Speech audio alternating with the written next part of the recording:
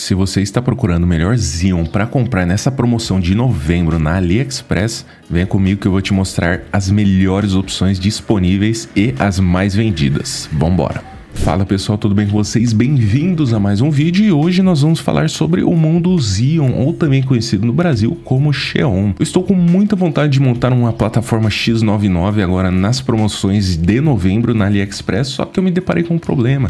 Existem muitas opções disponíveis e é difícil saber qual vai se encaixar na minha necessidade. Por isso eu separei 7 opções das mais vendidas e que possuem o melhor desempenho para poder passar para vocês certinho qual se encaixa no seu perfil. Vamos lá que eu vou mostrar detalhadamente cada opção e qual compensa mais no seu caso ou não, beleza? Eu separei essas 7 opções em um ranking do pior para o melhor, mas todas elas são muito boas. Esse ranking é ao meu critério, com as coisas que eu pesquisei, ao que ele entrega na minha necessidade. Mas aí você faz uma análise e verifique qual deles vai se encaixar melhor no que você precisa. E lembrando que todos esses processadores têm um TDP um pouco alto, então eles precisam de uma placa-mãe boa para evitar que você estrague ela ou tenha problemas de desempenho, porque eles esquentam bastante. E aí você vai precisar de uma placa-mãe boa, cooler, não pode ser qualquer cooler, porque senão às vezes você vai acabar prejudicando o desempenho. Fique tranquilo que no final vou mostrar as placas. Para iniciar, em 7ª posição, coloquei aqui o 2680 V3, que é um dos processadores mais vendidos.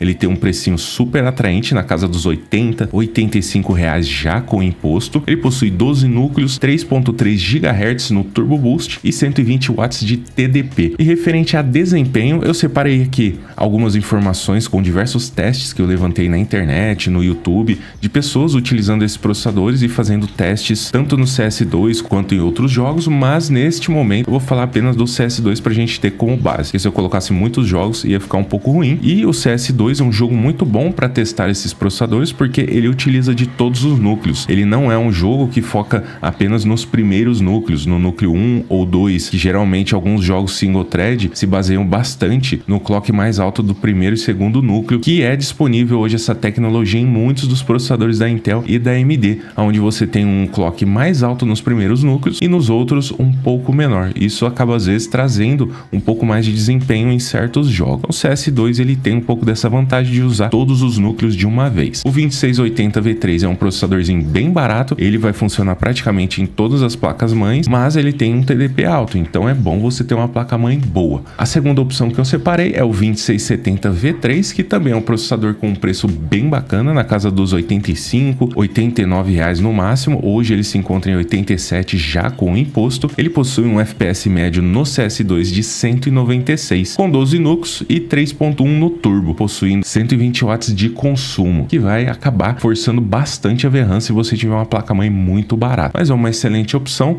que entrega até mais ou menos ali na casa dos 200 FPS no CS2. Na 5ª posição nós temos o 2690 V3, que ele já possui 12 núcleos, assim como os outros 3.5, mas tem um TDP bem alto de 135 watts. Isso aí é o derrete VRAM, por isso que você precisa ter uma placa bem bacana para poder suportar ele e não ter problemas. Ele já entrega um pouco mais de 200 FPS no CS2, uma taxa média ali, isso pode variar um pouco para mais ou um pouco para menos, dependendo da sua placa de vídeo. Ele tem um valor de 108 reais com o imposto já incluso. É um processadorzinho para você poder utilizar no dia a dia em multitarefa, só lembrando que ele é um dos mais quentes dessa lista. A nossa próxima opção, em 4º lugar, é o 2660 V3, um dos kings aí dos jogos, com muitas vendas no AliExpress. Você pode ver que ele já possui um pouco menos de núcleos, o que isso é bom em alguns casos para jogos, porque os jogos estão acostumados com 6 a 8 núcleos, não mais do que isso. Geralmente é o que os processadores estão entregando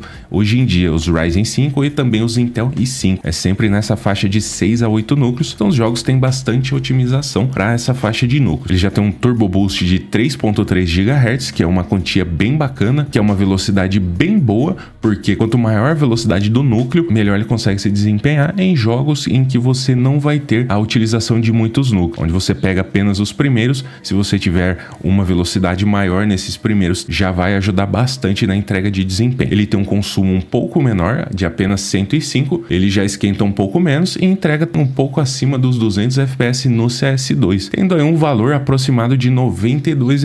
Eu acho muito difícil bater esse custo-benefício. Na terceira colocação, 2680 V4, um processador com extremos 14 núcleos e 3.3 GHz no Turbo Boost, possuindo 120 watts de TDP e um pouco mais de 200 FPS no CS2. Ele já é um pouco mais caro, só que ele possui mais núcleos, trazendo um bom desempenho em situações de multitarefa, como uma live stream, uma renderização no Adobe Premiere, no DaVinci ou até mesmo na elaboração de projetos como o AutoCAD. Essa quantidade de núcleos a mais vai ajudar bastante nesses aspectos, não tanto para jogos, porque muitos núcleos para jogos não é tão interessante. A maioria deles não consegue fazer a utilização de 100% de todos os núcleos. Em segundo lugar, 2690 V4 com também 14 núcleos e 3.5 GHz de turbo, um pouco a mais aí que o 2680, consumindo 135 watts de TDP. Isso quer dizer que ele vai esquentar bastante, só que ele entrega mais ou menos acima de 200 FPS médio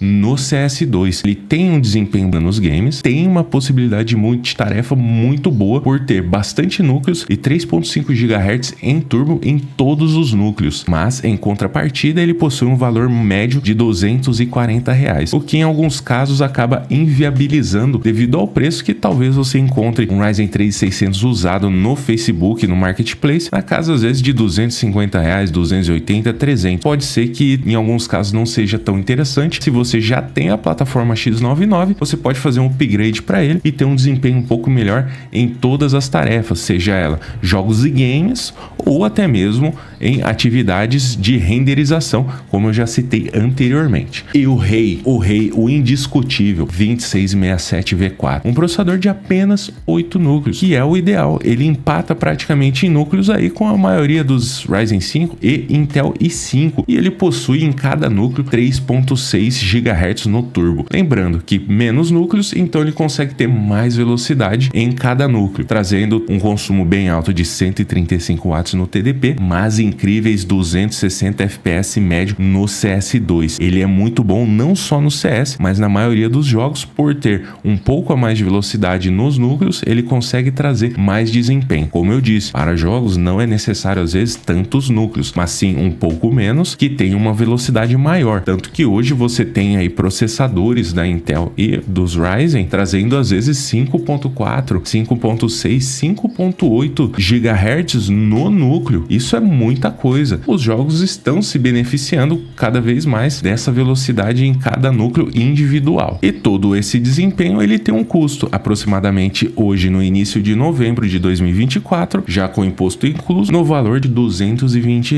Eu não diria que é um valor tão absurdo, mas ele é um pouco mais caro por ser o melhor e mais vendido Xeon ou Xeon da AliExpress. Este é indiscutivelmente o melhor, mais ou menos na faixa de preço do 2690. Entrega mais ou menos do mesmo desempenho, só que ele não é tão rápido em multitarefa como o 2690. Diferente do 2690, que tem bastante núcleos e consegue ter uma multitarefa muito melhor, esse aqui ele vai ter um foco mais em jogos, porque você tem um pouco a menos de núcleos. Em atividades multitarefas talvez não seja tão interessante, porque ele tem poucos núcleos, comparado, lógico, aos outros processadores desta lista. E agora eu trago aqui uma tabelinha para vocês verem aí o desempenho médio que eu coletei de todas as informações que eu pesquisei na internet, mostrando lado a lado todos eles juntos. Vocês podem ver que o 2690, 2666 e 2680 são processadores bem baratos e que entregam em jogos um desempenho bem, que não vai te deixar na mão. Logicamente que não vão ser tão bons quanto os 2667. Com o valor de um 2667, você compra às vezes 3 processadores das outras categorias. Nesse caso, você precisa analisar se isso vale a pena ou se você já tem uma plataforma X99 e deseja fazer um upgrade. Outro ponto interessante que eu coloquei aqui para vocês é o clock base, que é o clock sem Turbo Boost. Lembrando que o Turbo Boost você pode elevar ele fazendo alguns desbloqueios na BIOS. Em alguns casos pode gerar algum problema de superaquecimento, então não é muito recomendado. Na utilização do dia a dia é bom você ter um clock base alto. Por isso que você pode analisar aqui o 2667 V4, ele já tem um clock base bem alto por possuir menos núcleos. Outro que tem um clock alto é o 2666V3. Ele possui um clock base já um pouco mais elevado, por isso que mesmo ele sendo às vezes em alguns casos mais fraquinho, ele ainda assim se desempenha muito bem, porque o clock dele desde a base já é bem alto. A mesma coisa se aplica ao 2690V4. É um clock base 14 núcleos em 2.6 e aí no turbo você chega a atingir a 3.5. É quase a mesma coisa do 2667. Você tem um desempenho geral muito bom, às vezes até melhor que o 2667, porque com o 2690 você consegue fazer outras atividades além de jogos. Dito isso, agora a gente precisa falar da placa-mãe. Você precisa de uma placa-mãe boa para poder utilizar esses processadores, caso você ainda não tenha uma delas. Eu trouxe 3 opções para vocês aqui das mais vendidas do Ali. Nessa lista não consta a RS9, que é uma placa um pouco inferior a essas e está bem cara, 350 a 400 reais. Acaba hoje sendo inviável. Eu já comprei uma, já montei um 2620 aqui no canal com uma RS9, que na época era bem mais barato e hoje está com um preço bem elevado. Vamos lá, a nossa primeira opção, a dona Kiwida 612, plataforma X99, é uma placa-mãe bem completinha. Ela não tem muitas saídas USB e apenas um M2. Isso aí às vezes pode ser algum limitador para você, só que ela tem até cooler na VRAM para você poder utilizar os processadores de até 135 watts tranquilamente, sem superaquecer as VRAMs e causar problemas, às vezes até queima de algum componente na VRAM. E ela possui até mesmo uma ventoinha em cima da VRAM,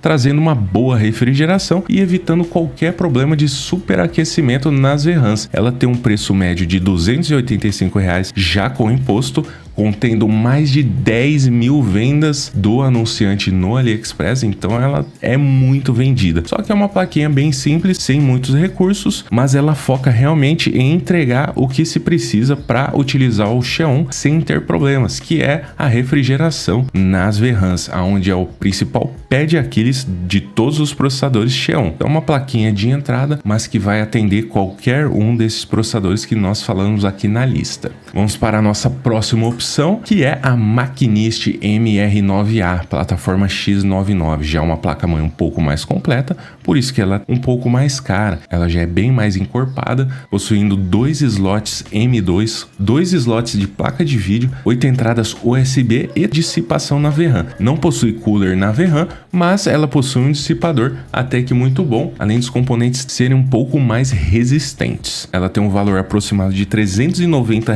já com imposto na AliExpress. Você deve analisar se ela se encaixa no seu orçamento. Eu iria na Kiwida, que é uma plaquinha de entrada bem mais barata e já vai entregar tudo que você precisa. Logicamente, se você precisa de 2 M2, a Kiwida já não vai dar certo. Ou se você precisa de mais entradas USB, você precisa analisar isso e ver se realmente o investimento vai valer a pena. Só que essa placa aqui ela já tem uma construção muito boa. Para finalizar, a braba Machinist MR9A Pro Max é a placa-mãe mais completa de X99 que você encontra hoje na AliExpress. Ela logicamente tem um valor um pouco mais salgado, de aproximadamente R$ 555 já com imposto, só que olha só o nível da placa. Ela é praticamente igual uma Gigabyte Aorus Elite. Ela possui todos os recursos, ela já tem na PCI Express reforço para a placa de vídeo, para você colocar uma placa de vídeo mais forte. Ela já tem dissipação e também cooler nos VRMs. Ela tem diversas entradas, diversos USB e muitos recursos. Tem até leitura digital de erro, botão de power reset na placa-mãe, possibilidade para 2 slots M2 e um slot de Wi-Fi para você comprar aquela pecinha e encaixar o Wi-Fi ali na placa e ter o Wi-Fi disponível nela também. Então já é uma placa muito forte, onde você, se quiser, pode até fazer o desbloqueio dos processadores Xeon e atingir um turbo boost muito maior, sem se preocupar se vai danificar sua placa ou não. Ela vai suportar qualquer processador em qualquer frequência tranquilamente. E agora, antes de me despedir, deixei uma tabela aqui com todas as informações dos processadores, começando entre aspas do pior para o melhor, de cima para baixo, mas lembrando que cada um deles tem a sua vantagem e tem também o seu uso. Agora vai de você verificar qual deles você quer, qual deles te interessou mais, ou para adquirir o kit completo ou até mesmo o upgrade. E se precisar de alguma recomendação, eu deixei os links de todos esses produtos que eu utilizei aqui, que vou comprar provavelmente no dia 11/11, para garantir aí os super descontos. Dizem que vai ser uma promoção muito foda. Já tô separando aqui uma grana para montar pelo menos um PCzinho para poder fazer alguns testes e também deixar um PC secundário para utilização aí em algumas atividades que eu pretendo fazer. Se você ficou com alguma dúvida ou quer perguntar alguma coisa, só deixar aí nos comentários que eu respondo todo mundo. Valeu, pessoal, agradece e até a próxima.